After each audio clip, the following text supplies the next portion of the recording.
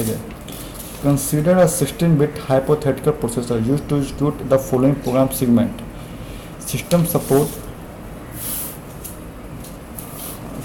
Support word addressable memory instruction ये है, इसका मीनिंग ये है, जैसे कि move R not 3000, R not में मेमोरी 3000। देखिए यहाँ पे ऐट का मतलब होता है ये पॉइंटर है, पॉइंटर में डाल दिया है दो बॉक्स में, सीधा 3000 एड्रेस पर नहीं जाके 3000 एड्रेस पर जाके वहाँ पे एक और एड्रेस मिलेगा, तब मिलेगा ये वैल्यू, वो आर नॉट में मूव करना है। इस इंस्ट्रक्शन में कितना साइज है, 12 वर्ड साइज है, वर्ड में है। इस तरह से और भी है, assume that the processor is executing with a 2 nanosecond clock per cycle, memory is consume, memory difference consume 8 cycle, ALU operation consume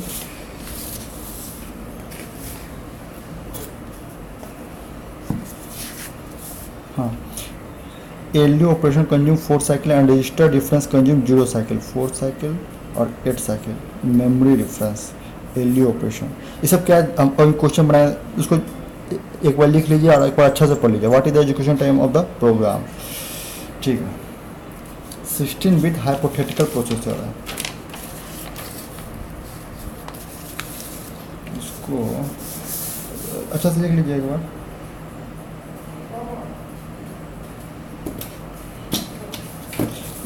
जब मैंने आपको बताया था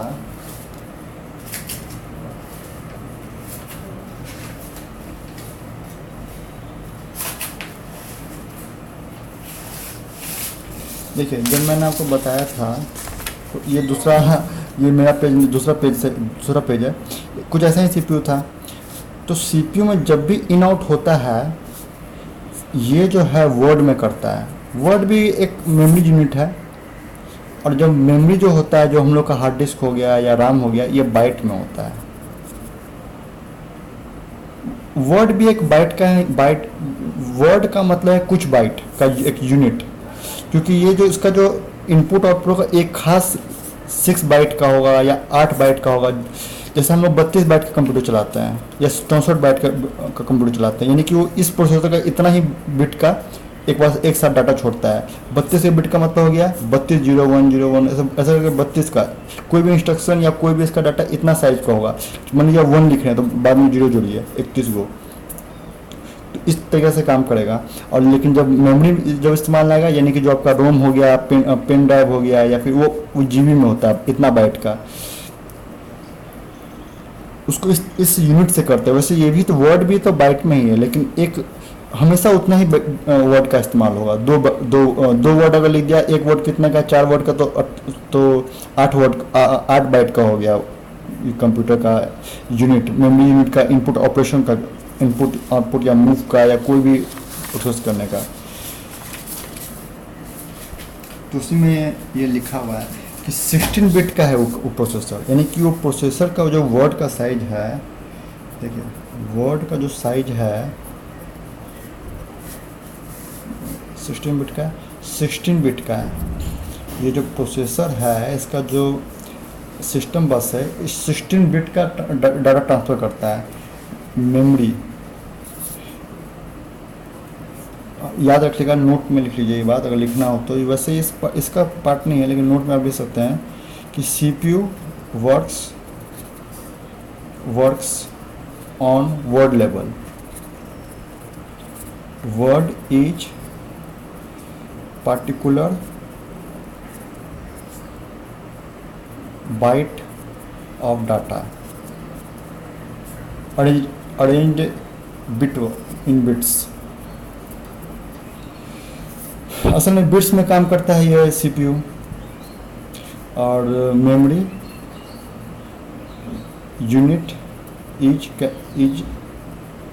कंसीडर्ड थ्रू बाइट।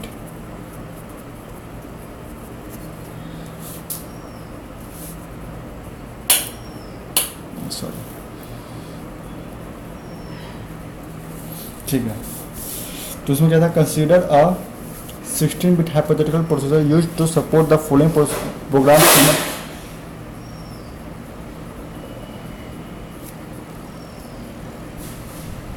ठीक है, program system support word addressable memory. ठीक है, अब देखिए 16 बिट का है, तो इसका मतलब क्या हो गया, 2 बाइट का हो गया वो। 16 बिट 8 बिट का हम लोग इतना जानते ही हैं। अब इसमें लिखा हुआ है कि इसका 12 इस पहला इंस्ट्रक्शन I1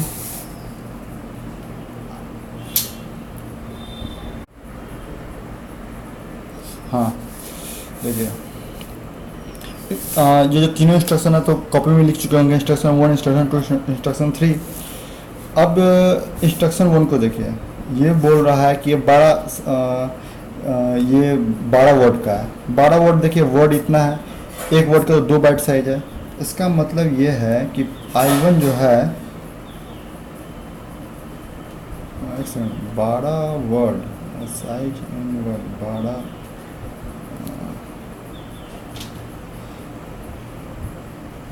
वर्ड का साइज तो 2 बाइट है। हाँ, ये बोला है 12 वर्ड का है I1, और I2 है 8 वर्ड का, I3 है कितना वर्ड का है 8 वर्ड का। जब और एक वर्ड है 2 बाइट का, तो 12 वर्ड कितना का होगा 6 बाइट का हो गया, ये 4 बाइट का हो गया, ये भी 4 बाइट का हो गया।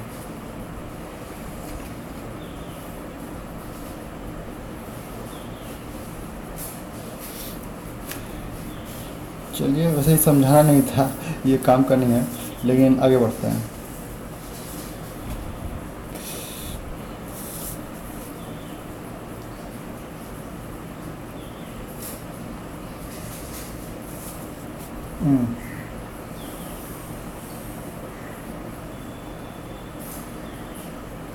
अरे देखिए, तो और चीज़ लिखा हुआ है, system support word addressable. Word addressable में ही हम लोग काम करेंगे।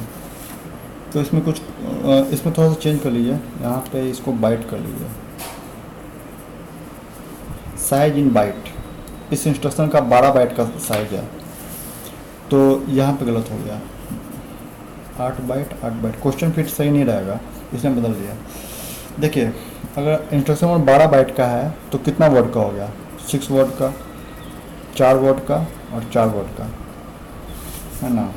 थोड़ा सा गलती हो गया, इसको देख लीजिएगा, ठीक है। इसमें यहाँ पे बाइट कर लीजिएगा, तो वर्ड में इंस्ट्रक्शन आ गया।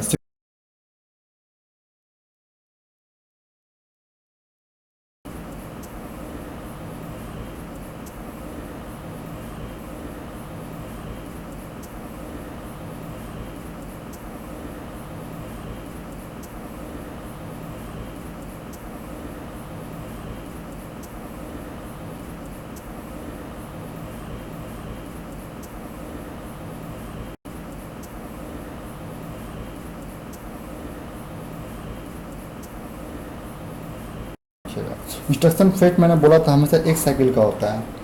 इंस्ट्रक्शन फेच हमसे एक प्रोग्राम में बोल रखा है, instruction fetch of only 1 cycle, of only 1 cycle. यहाँ पे वो मैं बोल दिया था, सुने होंगे। तो इंस्ट्रक्शन फेच करने में कि वो इंस्ट्रक्शन जो है मूव कहाँ पे है, वो एक एक साइकिल लगेगा, तो कहते हैं 1 मेमोरी रेफरेंस। एक मेमोरी रेफरेंस लगेगा आपको इंफॉर्मेशन रजिस्टर में, लेकिन वो खुद कितने का है, खुद 6 वर्ड का है, तो बाकी इंस्ट्रक्शन डिकोड करने में लगेगा 5 मेमोरी रेफरेंस, इसमें 3 मेमोरी रेफरेंस, इसमें 3 मेमोरी रेफरेंस। इसका ये मतलब हुआ कि ये तो आपको मिल गया, लेकिन ये आपको डिफरेंस करने में बाकी का वर्ड लग रहा है। ऑपरेंड फैच, इस ऑपरेंड फैच मतलब आपको मेमोरी मिल गया, अब उस ऑपरेंड को लाइए, तभी तो कुछ ऑपरेशन होगा। बस मेमोरी मिलने से नहीं होगा, उसको आपको जनरल पर्पस रजिस्टर पे लाना ही होगा, जो आपको प्रोसेसर का रजिस्टर है वहाँ पे लाना होगा। तो देखिए, इसमें दो ऑपरेंड है इंस्ट्रक्शन 1 में।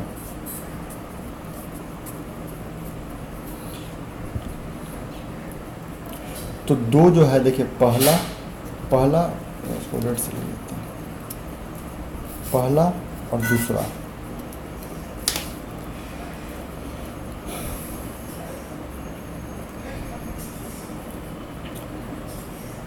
इसमें 2 है, ये आंसर मूव, इसका मतलब होता है R0 में मेमोरी ये डालना। तो देखिए, जो ऑपरेंड जो काम आने वाला है नीदर, ये एक ही है, यहाँ पे प्लस में एक और नहीं है, वैसे दो होता है यूजुअली, लेकिन हम एक ही में हो जा रहा है। तो इसमें देखिए कितना मेमोरी लगेगा। पहले तुम कहें कि ये पॉइंटर है, तो एक एड्रेस पे जाएगा, जो एड्रेस है कितना है 3000 है, 3000 एड्रेस पे जाएगा। अब यहाँ एक और एड्रेस मिलेगा, तो इसमें दो मेमोरी रेफरेंस लग गया, दो मेमोरी रेफरेंस। दूसरा में है मूव, R1 में मूव करना है 3 मेमोरी R0 + 3। तो इसमें एक ALU ऑपरेशन भी है, इसमें भी एक ही ऑपरेंड है, दूसरा ऑपरेंड नहीं है, मगर इसमें एक ALU ऑपरेशन है। तो इसमें और देखिए R0 को करना है पहले, फिर ALU रेफरेंस लेना है।